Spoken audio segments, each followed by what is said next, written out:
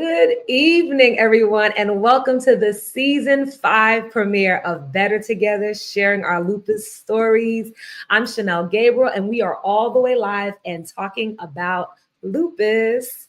And we're here empowering people with lupus with tools to help them live their best life. And so I need you to put some hearts in the chat as I welcome my co-host to the virtual stage. Shout out and show some love for Dr. Michaela Bayard. Hey, Chanel. Hey, Dr. Michaela, season 5. Oh my gosh. If we keep this up, I really think we're going to have more seasons than Sex in the City. I think that's where we're going. But how has life been since the last time we did a live show? Life is busy. I am fully back into the fall routine of school and work, but I had a little time off after the last season to celebrate a big birthday. So I'm doing well. Happy belated How about birthday. you? Oh, I'm good. Happy belated birthday. Another summer baby, right? Mm-hmm. Well, I've done quite a bit since June, including a few performances over the summer, but speaking on a panel and hosting a talent show at the Immunology Autoimmune Patient Summit was really, really cool. And so many of our past guests were there. So we had like Shamika Marty, Tanya, the lupus dietitian. It was just a really good time. And also, I got to talk about play. I got to go to Bali and had a really good time. I was really I get why people do Eat, Pray, Love. I completely get it. I would stay there forever if I could. That's a beautiful photo. That sounds like you had such a nice time. So I am so excited for this season's guests, new conversations, new guests. We've had a great track record of getting some very inspiring expert voices on our show, and I know this season's going to be no different. Oh, definitely. And if any of you watching right now missed any of the past seasons, please go to our YouTube page, look up at Better Together Lupus Live /the live. Look in the live section, and you can check all of it out. Okay? Yeah. Well, let's introduce tonight's topic. We are going to be talking about your kidney defense plan. So the kidneys are a really important organ in your body. They clear waste, they clear anything in excess in your body, like salts and water. And so when we're talking about lupus, we talk about lupus nephritis, and that itis means inflammation. So we're going to be talking about, with our expert, what happens when the kidneys get inflamed. Yeah, and I know that Nick Cannon was diagnosed with lupus that attacked his kidneys. So I remember he was somebody that put lupus nephritis really out there in the public and made people aware of how serious lupus itself could actually be. Yeah, you're right, Chanel. It can be really serious, but we have many ways to manage it. There are solutions for lupus nephritis. So I'm really looking forward to hearing about the experiences of the guests that we have tonight. I mean, and their experiences are very different. So our first guest is Bianca Holman, who is an Emmy award-winning journalist, media personality, and lupus advocate. Welcome to the stage, Bianca. Hey, everybody. It's a joy to be here. Thank you for inviting me. Yes, we're so excited to have you. And as mentioned, Bianca is a journalist, communications expert, and an autoimmune advocate. And she has served as an Emmy award-winning storyteller in Virginia, in Nevada, North Carolina, and New York. And before your career in journalism, you were a math teacher in New York. How do you go? Math? Listen, I'm math in New York and DC. Yeah. She's a proud alumni of Howard University. So we got an HBCU in the building. And Bianca was diagnosed with lupus in 2009. And she shares her story, her journey on her YouTube channel, helping others understand how to better their health. So I got to share your fun fact because I thought this was really cool. Go ahead. Yes, I told you I was going to say it. Right before journalism school, you completed a 10-day silent meditation retreat, like no talking whatsoever. Yeah, it was one of the hardest things in my life that I have done thus far. I'm sure there are even more challenging things, but can you imagine just not communicating with anyone? Like there were people there, but there was no eye contact. We focused on meditation. There was no distraction. So you were completely there with your thoughts, learning the strategies of really silencing your mind and really being in tune with your body, which as we'll go into, is really important, especially when you are overcoming and managing a chronic illness that can pop up just really out of nowhere. So it really taught me so much about myself and to really listen to my body. So I can't wait to share more. Oh, can't wait to have you. That sounds really intense, but I can imagine being a really nice reset. It's not for everybody. It's not for everybody. Well, we're so great to have you and can't wait to talk to you some more. So next we have Dr. Raquel Holmes. Dr. Raquel, welcome to the stage. Hi. Hello. Thank you so much for having me. I'm so excited to be here. Oh, so glad to have you here. Now, Dr. Raquel is a nephrologist at North Carolina Nephrology and a graduate from the University of Massachusetts Medical School. Now, she completed her nephrology fellowship at Duke University Medical Center and serves as a mentor to underrepresented students who are considering medical professions and medical careers over at Biomedical Sciences Career Program of Harvard University. Now, Dr. Raquel takes care of patients with chronic kidney disease, acute kidney injuries, and those who are on dialysis. In and around the Triangle of North Carolina. So, fun fact about you, though, Dr. Raquel, you met your husband on Tinder. I did. Right? Yes. See, love happens on the apps. That's a beautiful thing. Yep. And Chanel actually told me something else that's interesting. So can you please share where, with our audience, where your wedding took place? So I was working night float. And so, not a lot of time when you're on night float. And we were just spontaneous. We got engaged one day, and then 2 weeks later, we got married right there in the hospital at the chapel. Wow. I love that. Listen, when you know, there you go. You make it happen. That's right. We're so happy to have you here, Dr. Raquel Holmes. Yes. Thank you. Thank you. And now we're going to talk to our next guest, who's another type of storyteller, an actor, filmmaker, and writer. Welcome, Nana Osuji. Welcome, Nana Osuji. Welcome. Hi. Thank you all for having me. Oh, thank you for joining us. Nana is a first-generation Nigerian American born and raised in Dallas, Texas. And she's worked on award-winning documentaries for ABC, PBS, and worked in the media and PR field with brands like Tiffany & Co., Estee Lauder, and more. And she was also, I thought this was really cool, a writer for the season 2 of the Emmy award-winning series Washed, which is on Amazon. So you've done so much with your voice.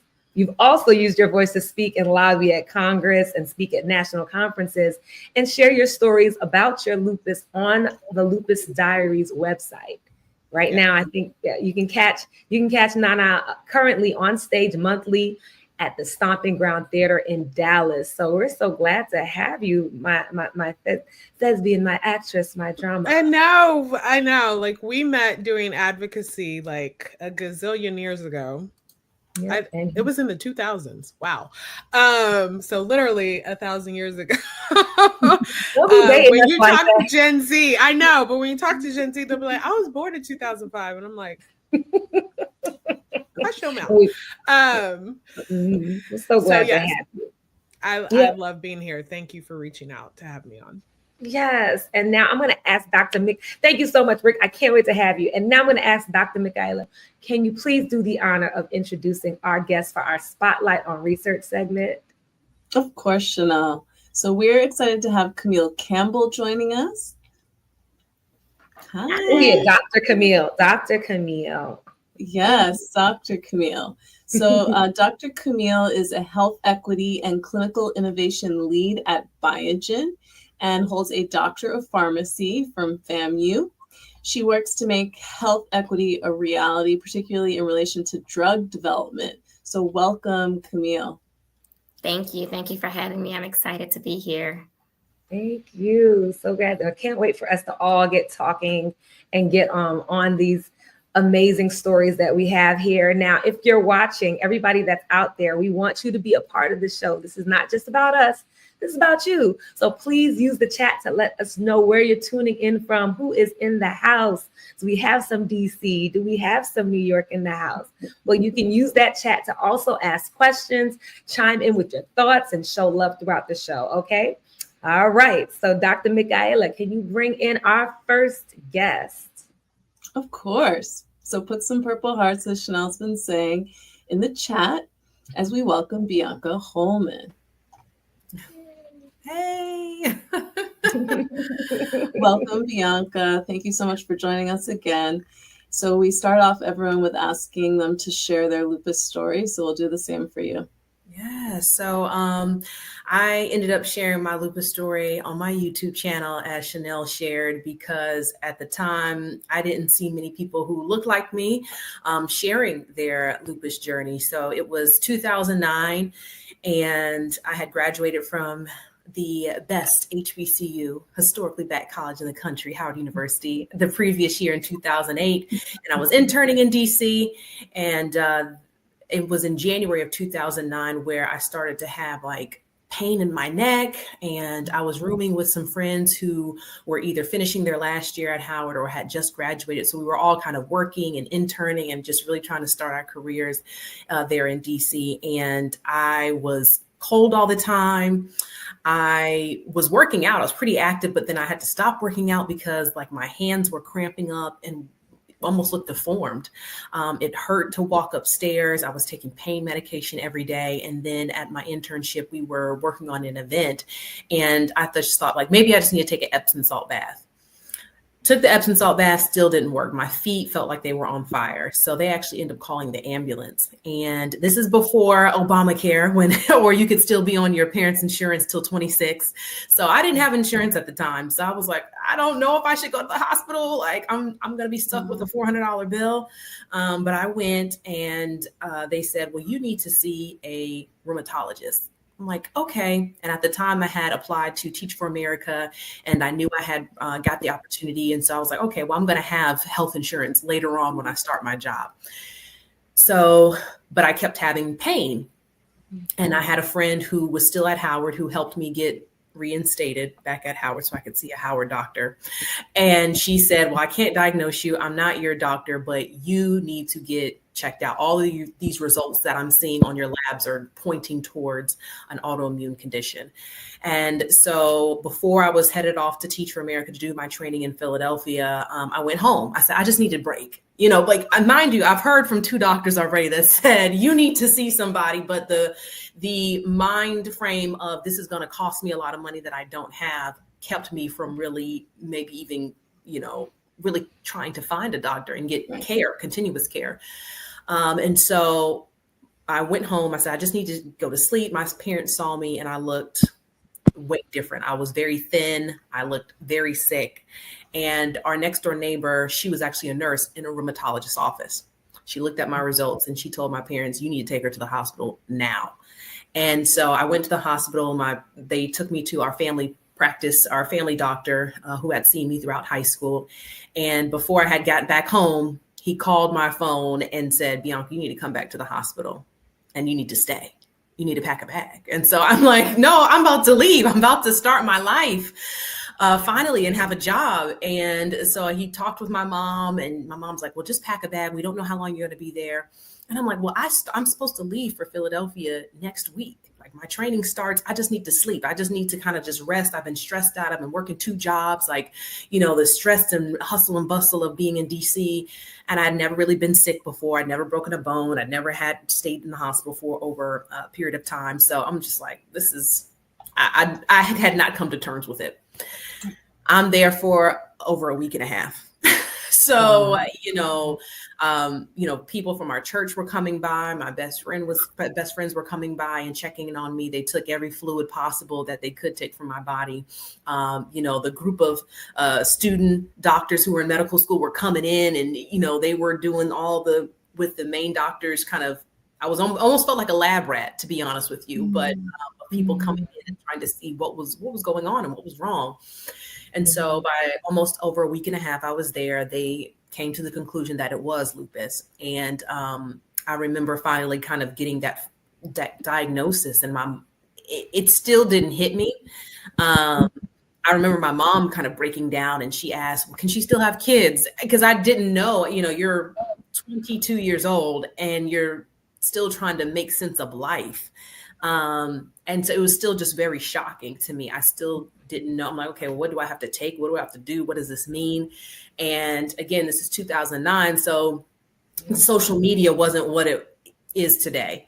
There was no Instagram. There was no... Yeah, I can only imagine, like, I definitely remember that feeling where I was like the only, there. And I mean, you were seeing all of those symptoms and having to navigate all of that. At what point in time did you learn that your kidneys were impacted? Yeah, so once I found out the diagnosis, I went on to Philadelphia, got my training. I was taking a whole host of medications just to get it under control enough to where, could function.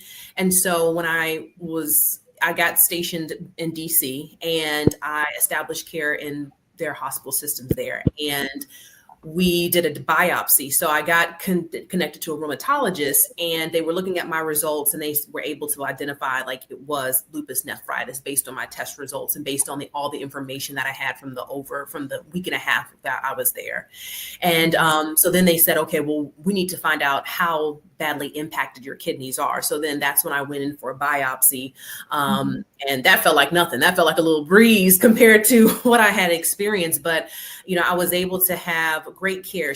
The doctor that I established care with really laid out so much for me that, I was asking 1,000,001 questions, because then I began getting in contact with support groups there in Washington, D.C. And so you're able to find out, once you get connected to community, you're able to say, okay, well, I need to ask these questions, or I need to ask this question. I need to ask that question. So once I was able to establish care and join a support group and find other people who were having a variety of symptoms, or who also had lupus nephritis, I then was able to kind of do some digging myself. So it sounds like support groups, being able to ask questions for your doctor, were really helpful. So just jumping ahead, how do you juggle everything you're doing with taking care of your health? Yeah, I think you have to keep track of everything. Keep a journal. That is one thing, because I've moved all across the country. You have to keep record of your symptoms, of the stresses in your life, of what's going on, and maintaining communication with your doctors, and also getting recommendations. If you know that you're about to move, I've moved several times, again, from across the country to back over here on the East Coast, and you want to establish care as quickly as possible. You want to find out, okay, what's the best hospital system in my area? Let me make sure that I can connect all my doctors there, and let me research these doctors. Do they specialize in lupus nephritis? And so doing a lot more research and keeping track of everything yourself. Like, you have to manage your own, and not necessarily the doctors there, but you have to be the captain of your ship, because it's your body. So I think journaling and keeping track of all of your symptoms, what you're eating, the stresses in your life, journaling is all very important. And that also goes into trying to maintain a healthy lifestyle. I think it's not just one thing. It's not just seeing the doctor. It's not just eating healthy. It's not just, I go to the gym. It's emotional, it's spiritual, it's mental, seeking therapy, getting a spiritual basis of whatever you choose, and then also tapping into that emotional release, because we feel like we're the only one dealing with it. And so when you're able just to accept that this is something that I'm going to have to manage for the rest of my life, and cry, be upset, be angry, but know that you're an overcomer, and you have to have all of those modalities and all those areas, doing something in all those areas to be complete and to live a full life, and know that there is life after a diagnosis. Yes. No, thank you so much. That life after diagnosis part is so important, and you're clearly a testament to that. And we thank you. You shared so much great stuff, and I can't wait to bring you back a little bit later to share some more advice.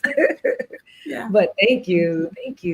So now we've heard a little bit about the experience, but let's get a bit of the science. So we are going to bring in Dr. Raquel. Please put some purple hearts in the chat while she comes to our virtual stage. Welcome, Dr. Raquel. Hello, hello. Hello. Yes. Thank you again for being a part of our show today. We're going to jump right in. So can you share with our viewers a little bit about what the symptoms are of kidney inflammation or lupus nephritis? Sure. So when I see patients who have lupus nephritis, one of the first things I ask is, what does your pee look like? So usually patients will say, well, I started seeing some bubbles in my pee or some foamy urine, or even like dark colored urine, maybe like amber, or even blood, like specks of blood. And then maybe they're seeing some swelling in their legs. So kind of having like, some pitting in their legs, like if you push down on the legs, you can see like that it kind of like slumps in where you put your fingers. And then maybe you're feeling a little bit tired, potentially having some joint pain as well. So sometimes when you're having like a lupus flare. So lupus is a systemic disease, right? So it affects everything, but if it's affecting your kidney, it's likely affecting something else at the same time. So potentially having some rashes as well. So usually it's affecting something else in your body, not just your kidney at that time. But those are the most common things I'll ask about. And then we go into, lab work and talking more about, how we can start to develop a plan for how to evaluate and then manage and treat. Amazing. So we're thinking about swelling in the legs, looking at someone's pee, kind of if it's changed at all. And then, as you mentioned, all these other new or recurrent systemic symptoms like joint pain or rash. So tell me a little bit about what tests someone can expect to have if you're trying to evaluate them for their kidneys. For the most part, it's going to be a lot of blood. So we're going to be looking at a lot of different type of like inflammatory markers to see what's going on with the kidney, potentially, with other parts of the body. As far as, your red blood cells. But then we're also going to be looking at the urine because we want to know how much protein is in the urine. That's going to be a big indicator to us that there's something going on with the kidney in a different way. So the lupus affects the kidney in several different ways. And so when we are trying to detect what's going on, we have to do a biopsy, as Bianca had done. And so we will generally do that as early as possible, quite frankly. So when patients are diagnosed with lupus, depending on how much it's affecting the kidney, even if it's fairly minor, we'd still probably want to do a biopsy to kind of just get like a baseline understanding of where it is in the kidney, or how much is affecting it, to see if we even have any medical therapies that can kind of allow it to not get worse from that point on. Yeah. So as you were talking about like minor, there's all these different levels we know of inflammation. So can we expect, like when we're looking at someone's urine, to get an idea of, how severe their case may be? Does that help you figure that out? A little bit, yeah, because like I said, with the urine, we're looking to see how much protein there is. So, I mean, just as an example, a normal amount of protein in the urine is 0.1 grams. And we can see as much as 1,000 milligrams, 1 gram, or 2 grams, or 5 grams, or even 10 grams of protein. And so that's like a little bit to a lot. I mean, that's a large range. And so that lets us know how severely injured the structure of the kidney is. And that lets us know how much medicine we need to give, a little bit more, or a lot more. Are we giving pills? Are we giving IV medication? Are we going to be able to handle this in the clinic? Are we going to need to send you to the hospital? How are we going to send you back have you come back in 3 months? Have you come back next week? It does give us a lot of information, and it also lets us understand, that's why you're having so much swelling. It's because you have this much protein coming out of your urine. It gives us a lot of information. No, that's so helpful. I don't know. I haven't had that lupus nephritis. I'm really, really learning. And I think a lot of people with lupus are like, I want to know what's going on with that, because it's considered one of the scary things. But when someone presents with these symptoms, like, what are the next steps? What do you usually feel, is helpful to a newly diagnosed lupus nephritis patient? I think the biggest thing is education, explaining, okay, this is what this means, and this is why it's happening, and this is how we can stop it from happening, or, what we can do to manage it. I like to just calm everybody down. Let's just bring it all down, because we can work this out. Because I know everyone's up here when they come to the kidney doctor, and we can just bring it down here. And so, talking about blood pressure control, talking about diet, as things that they have like control over, right? Making sure the patient feels they have some type of autonomy, because this is your body attacking itself, and you feel like you have no control, and you feel hopeless. You feel like, what did I do? And what am I supposed to do if I didn't even start this? So giving them just the tools that they can have to at least do something, so that they feel like they're actually going to be able to take ownership of this disease and condition, to get it under control in some way. And so we talk about, like Bianca said as well, like the mental health, the support that they need that way, just over their mind to kind of de-stress. And then let us take care of the rest. As your kidney team, let us deal with the stuff that, your kidney is doing. And like, we'll say, bad kidney, we'll fix that, and we'll deal with the kidney. But you work on just, ensuring that you have your spirit and your soul under control, and do the things you need to do that way. And we'll take care of the rest of it. You sound so supportive, like such a supportive doctor over there. I mean, so you kind of hinted on this. I'm just curious. You said something about diet. You said something about that. Well, what are the things that they can do? Is there a special diet? Should I give up whiskey? Like all of those things. Like, what are the things? I mean, there's, it's really about just in general, just like low salt diet. Cardiovascular risk is really big with lupus patients. And so a balanced diet in that way, Mediterranean diets are really important. I think I talked to patients about that. Plant-based diets I know they're not easy. I couldn't do it personally, but it's something to work on. And so, just low salt diet, and then like a moderate amount of protein. I also talk to patients about as well. And so those are big things. But then, really staying away from processed foods, really trying to take in more produce and vegetables. And then you can have things in moderation, as far as like red meat, but high chicken, more fish. Those are, but you would do those things for any type of like heart healthy diet. And so that's the focus. Yeah. Oh, and then exercise, physical activity, things of that nature as well, what you do just to stay healthy. I was gonna say, you're giving a preview of an episode that we have coming up at the end of November. But no, that's all really helpful stuff. Thank you. Yeah. Thank you so much. Thank you for clarifying all of these details about what it looks like to visit your kidney doctor, and just in general, the impact you're making in the lives of many patients. Thank you, Dr. Raquel. Absolutely. Yes.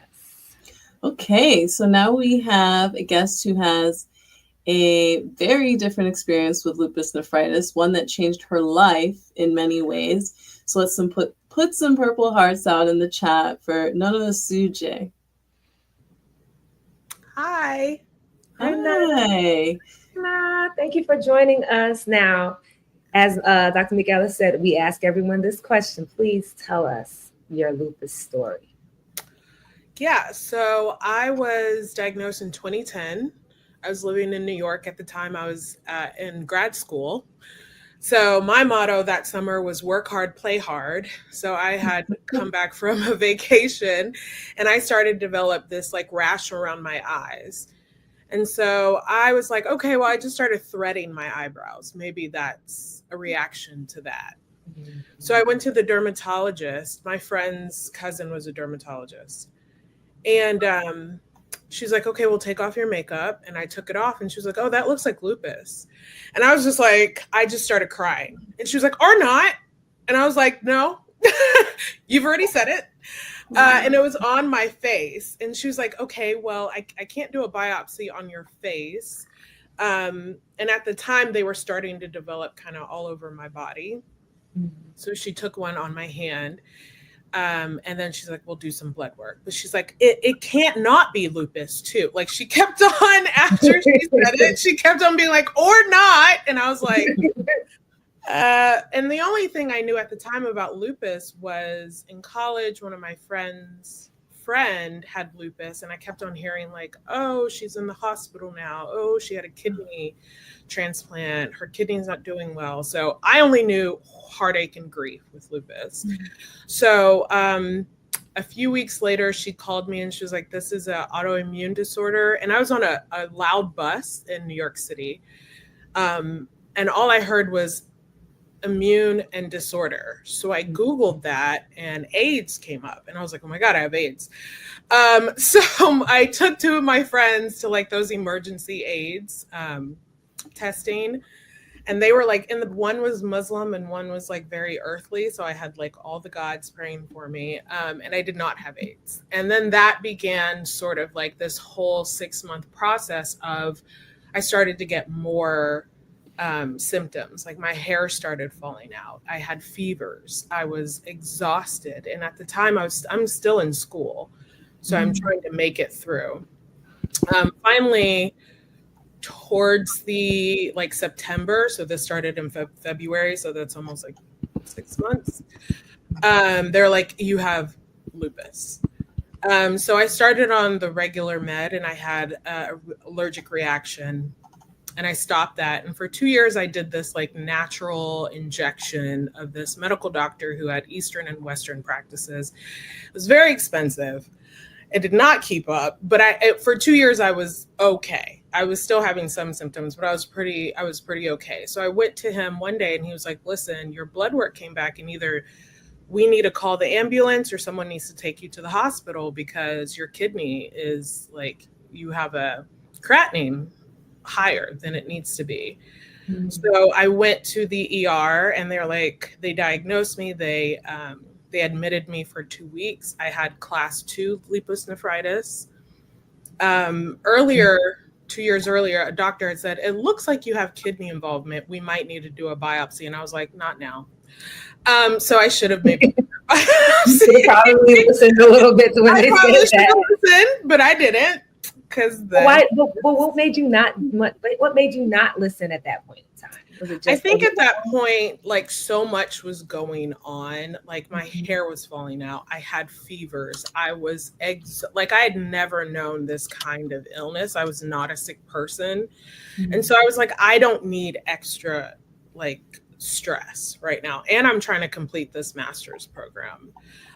So let's pretend like we're not, and let's deal with what we're going through. And of course it came and smacked me in the face. So I went through the whole like pulse steroids and blew up. And the funny part was like, I was driving home after 2 weeks in the hospital and they called me and they were like, how would you like to pay for your $47,000 bill? And I was just like, what? Hadn't even gone home yet, was in the car. So I did get to graduate. I came back to Dallas because it just got too expensive being sick. And 2 years later, I was diagnosed with class 4 and 5 lupus nephritis. I was back in the hospital for 3 weeks. It was far more progressed. And they were like, you have about 5 years with this kidney. And they were kind of right on track because that happened in 2015. And at the end of 2020, my nephrologist was like, you have a creatinine, you have an 8% kidney function. I think you need to start dialysis. And I was, of course, like, hush. And it was COVID. And I was like, there's too much going on. Like, it makes everything even more difficult to try to figure out. Exactly. I was just like, there's too much going on. So I got a second opinion. And at that time was at the beginning of 2021. And she was like, I was okay. I had exceptionally high blood pressure, but I wasn't swollen. I would get tired, but I had at that time had lupus for 11 years. Tired is just a part of your vocabulary. It's just part of your life. Can you tell us more about the dialysis piece? Because I don't, not everyone has experienced that. Sure. So don't be like me, because I was told to start dialysis with 4% kidney function, and I went to Hawaii. So I didn't start until, yeah, this is this is kind of how I function. I know it's horrible. It's horrible. But it was September of 2021, and I started to get all of the symptoms of dialysis. And What Dr. Raquel was talking about. I was swelling, I was itching, I was tired. I had shortness of breath. I could do the slightest thing and get out of breath. I could barely shower without getting dizzy and lightheaded. My blood pressure was through the roof. So finally I went to the hospital, like I was finally told. I called the doctor and they're like, "Oh, you're about to die if you don't go start dialysis."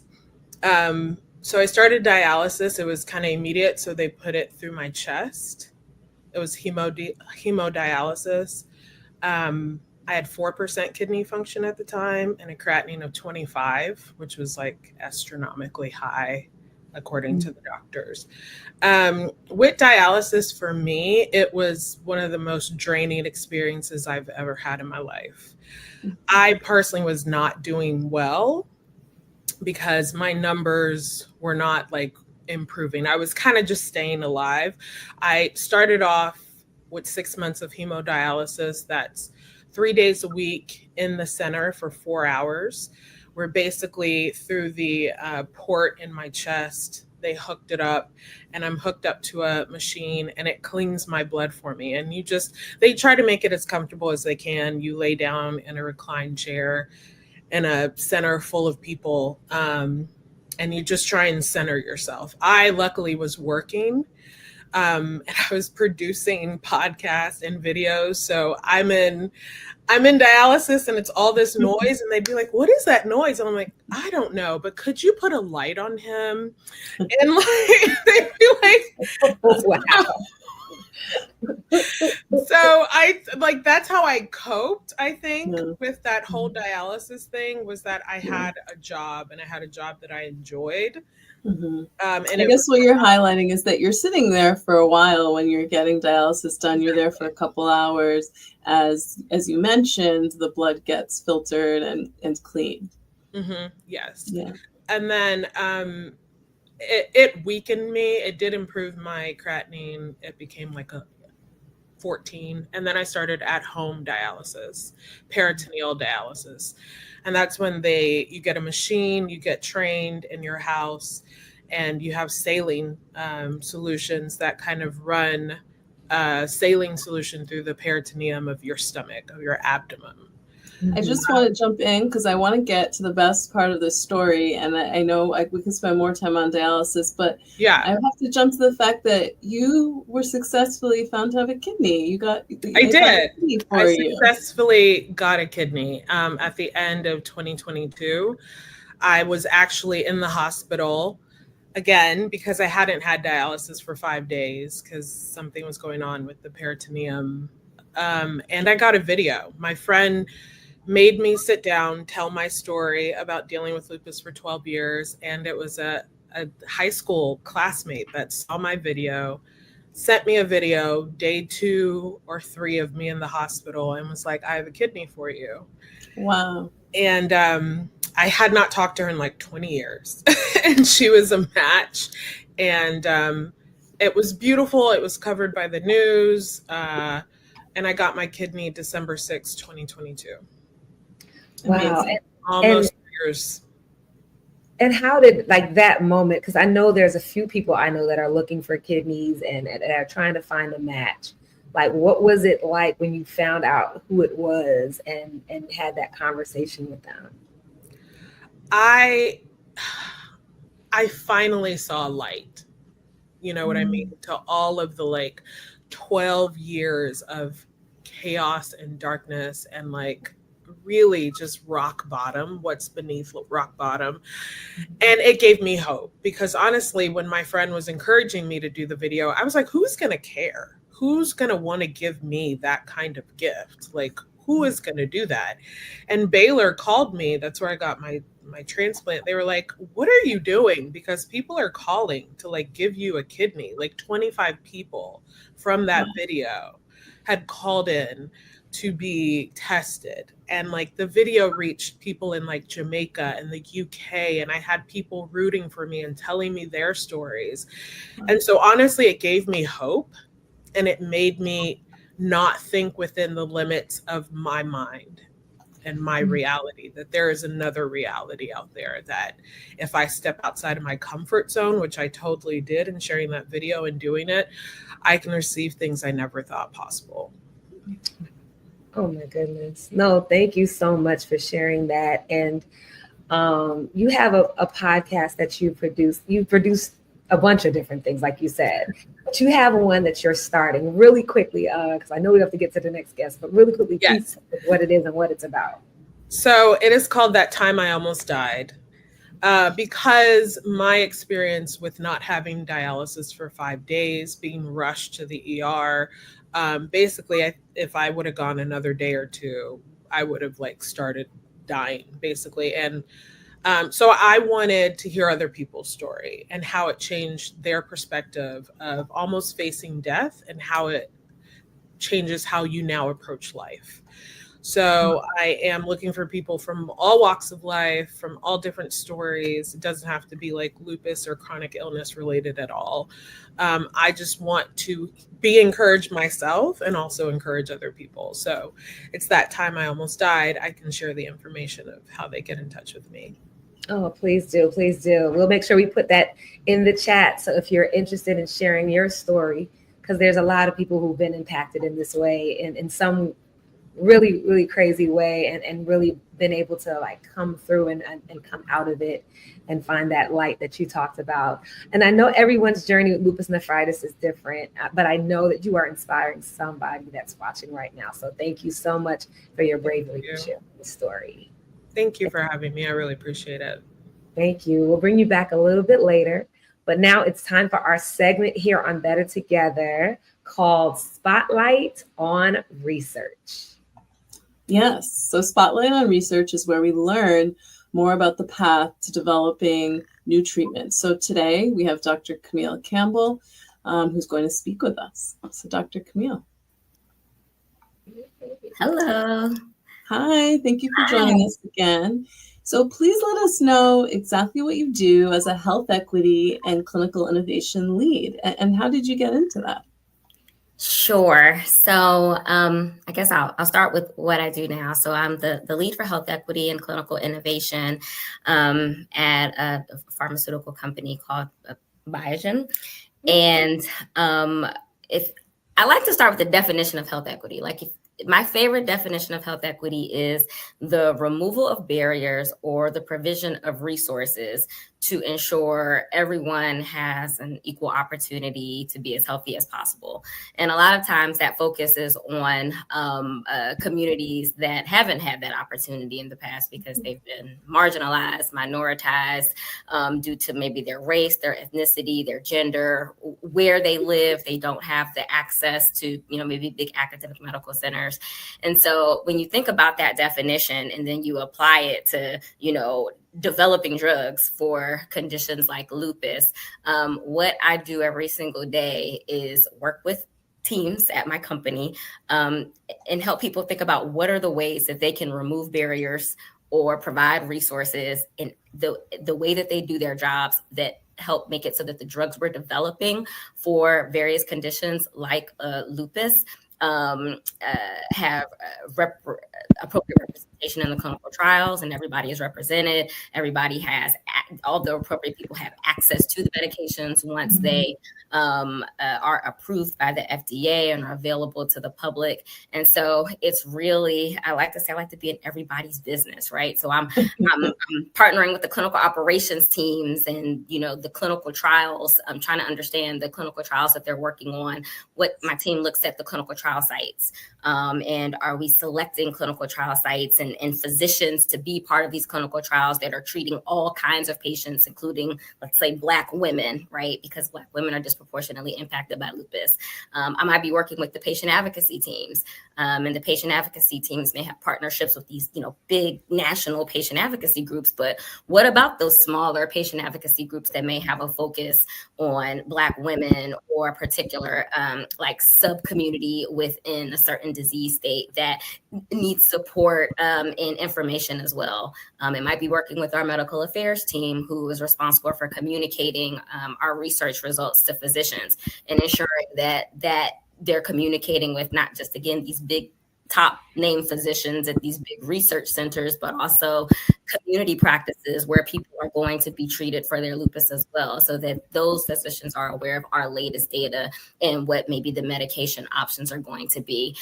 So that's really my job is, and the job of my team is to partner with all of these different functional areas within the company to think about how do we, again, remove barriers or provide resources and ensure that our drugs are getting to who they need to get to, regardless of background, and also that those same people can participate upstream in clinical trials as well.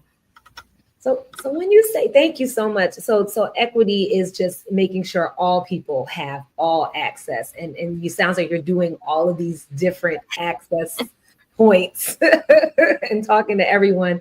That's amazing. But when you say representation in clinical trials, like what do the numbers look like, and why do these numbers matter?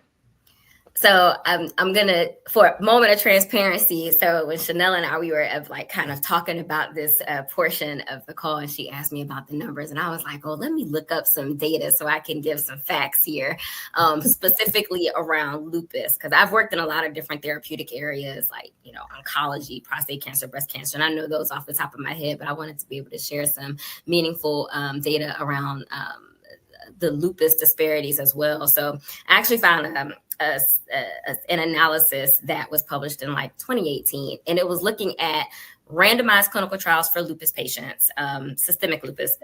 Randomized meaning just different. Yeah. So kind of like the main types of clinical trials that are run by pharmaceutical companies, right? Okay. Where you're trying to study a drug in a particular disease state to see if it's efficacious and safe enough to get approved by the FDA and be used by physicians to treat patients. Okay. So it looked at all the trials between 1997 and 2017, a 20-year period. And within those clinical trials for lupus across all of those years, they found that the prevalence for systemic lupus in Black women was 43%. Yet when you looked at the clinical trials that were done to study, all lupus patients and whether certain drugs were going to work, Black women were only represented at a rate of 14% in these clinical trials. So that's important, because when we're developing drugs that are going to be used by the masses in the public domain, you want to make sure that they're safe and efficacious for everyone. Or if there are signals showing that a drug might not be safe and efficacious for a certain subgroup of patients, that we're able to identify that at the time the clinical trial or the study is happening, versus a drug being approved and it's being used in the public and the market, and you find out later oh, there was some type of genetic difference with women of African ancestry or biological difference that kept the drug from working as well, right? And you don't find out until after it's approved.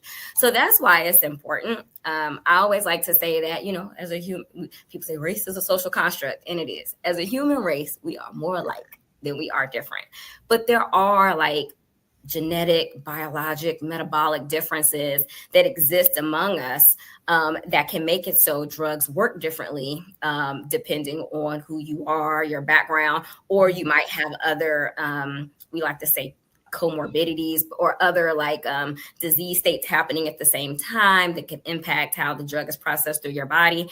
And it's important that drugs be studied in all of those different types of conditions and settings and people with those different with those differences early on. so that we can ensure that drugs are safe and efficacious for as many as people as possible once the drugs are available to the public and your physician can actually prescribe them for you. So that's why it's important to have good representation. Yes, thank you for breaking down, Representative, and what that actually means in a trial. So, as we think about how clinical trials have evolved, what should make someone thinking about a clinical trial, have trust in the system and the process today? Yeah, well, there are a lot of, I would say, valid historical reasons why people don't trust the system. But what we like to educate patients, caregivers, and community members on when they're considering clinical trials are all the safeguards that now exist, so that a lot of the historical things like, the Tuskegee syphilis experiment or Henrietta Lacks, like some of those, at least in the Black community, well-known atrocities, so that things like that don't happen again. So give one example so we can have a great example is informed consent. So you cannot participate in a clinical trial unless your physician or whoever's running the study walks through in very detailed manner everything that is going to happen if you participate and you consent to it. And you have an opportunity to ask all the questions that you want asked.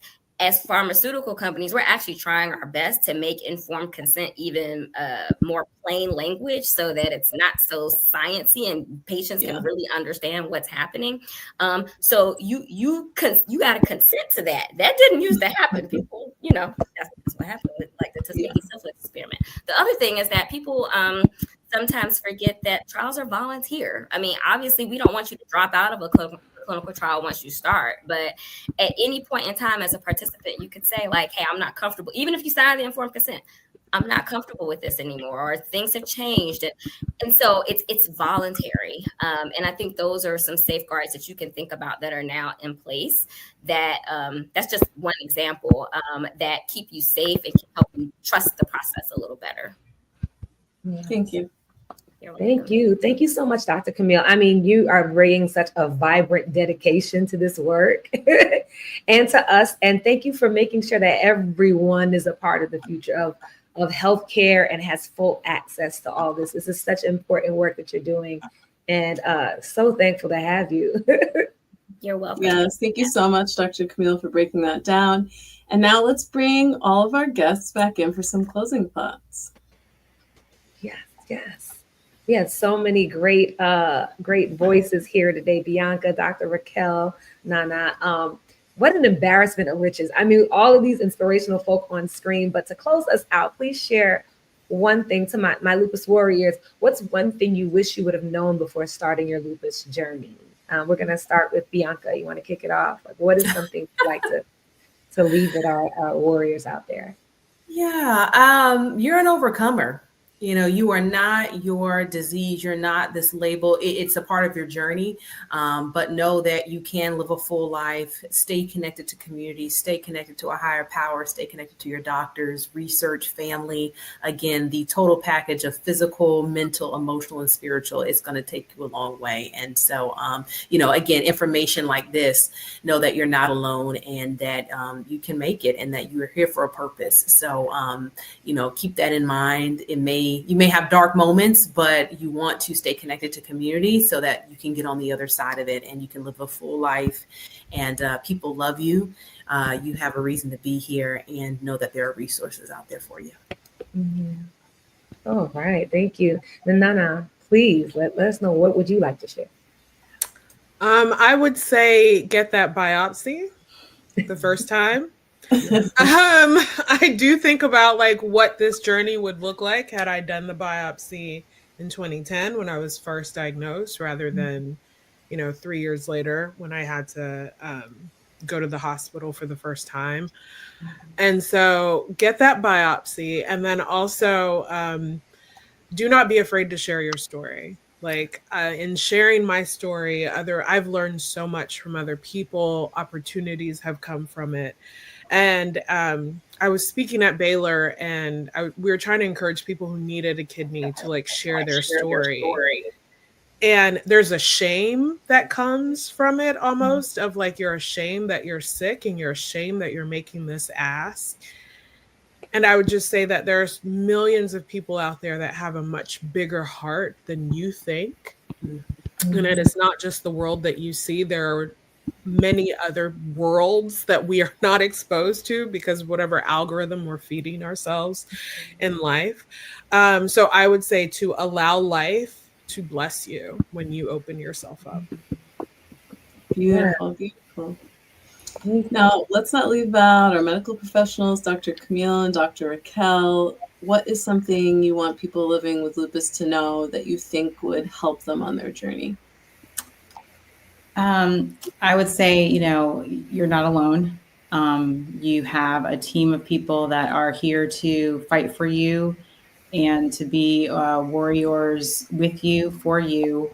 And I am actively learning about what my resources are for my patients. It is a new generation Z or X, or I don't know wherever we are, but social media is big. And so I'm learning the importance of, empowering my patients with that. So you guys have your handles, and I'm gonna collect those, and because I want my patients to know, because I get patients and they're like, when they're young and they're afraid, and I want to just have them have information and people that are just like them, so that they can feel like they're not walking into this by themselves, and they have a support group, a support system, and I just want that for them so much. So and that's me learning as well. But for my patients, it's just to know that you're not alone. So I love that. Same here. It can be challenging, but to stay encouraged and to know the research is an option.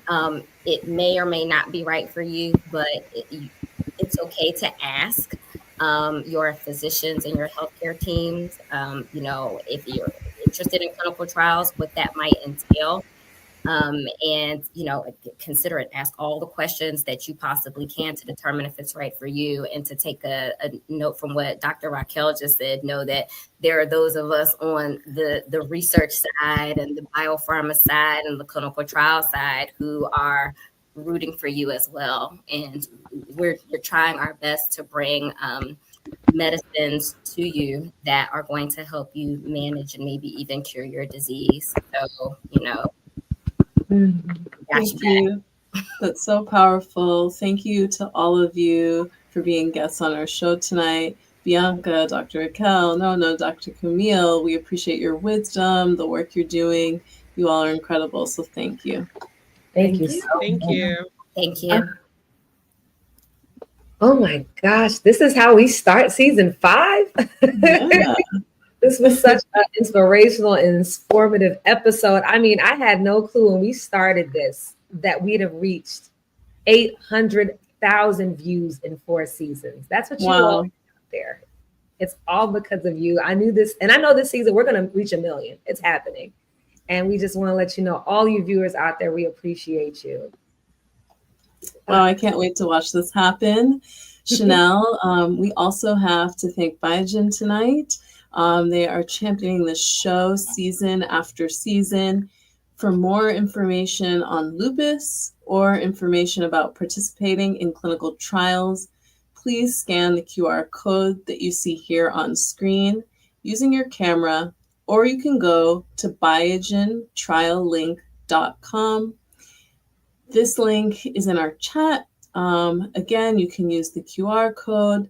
There's so much research being done, and if you really keep scrolling on the site, there's a lot for you to learn. So please feel free to click the direct link. And again, that's in the chat. Yep, and make sure you all follow us on Instagram at 4 Better Together Lupus, and on Facebook at Better Together Lupus. Feel free to share this video with someone who needs it. And now put some hearts in the chat as we close the show, again with the beautiful spoken word by Chanel. There will be hard days. There will be grief. There will be uncertainty. There will be pain. There will be days where you will do all the right things and it will seem that there is no change. There will be tears. But never let those fears and that hurt over those years be all that you see, because there will be laughter that echoes, connection that will stretch and grow into community. There will be people rooting for you. There will be hope. There will be joy. There will be all the things that you thought wouldn't be that will come to be. All the things that you didn't think you would see, you will come to see. Please know that you are on this journey, not alone, but together with us as we strive our hardest to find that thing inside us that keeps us going. Thank you. See you all in 2 weeks.